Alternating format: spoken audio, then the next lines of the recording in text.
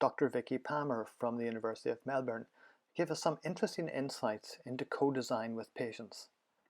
Oh, it started off with patients being involved in research design and research grants, but now we've moved towards people being involved in the design and evaluation of services proper, and particularly in the mental health context. This is important. We've got a group of people who often haven't had a voice and have been highly disempowered by services. So co-design and co-production are really key in this movement towards empowerment and recovery orientation of services.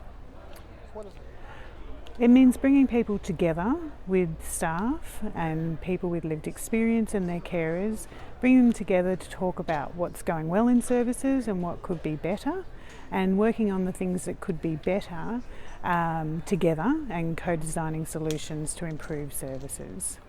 Sometimes that involves bringing in other designers, other times it involves facilitators and patients and staff and carers just working together to improve a process.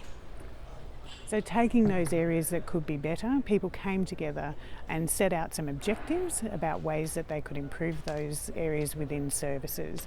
And they set out and talked together over 3 consecutive meetings, and they developed some action plans together around how things could improve, what they would need to do that, and then identifying some of the ways they might do that. Some of the things that we saw in the trial itself were around improving voicemail systems, so people would be phoned by the service and they wouldn't be receiving the phone number, they wouldn't know who's contacting them, they would miss appointments, they felt like they couldn't have a personal touch when they called the service, and they would receive a voicemail message that was impersonal and didn't have any connection to them. So these things seem like they're fairly basic expectations that we should have of our service system, but they mean a lot to people when it's the first point of contact where you're coming into connection with the service.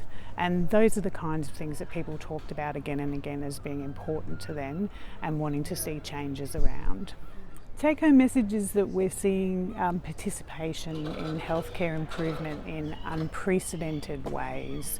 And we've undertaken this trial and we've seen no effect of whether that impacts on people's psychosocial recovery outcomes.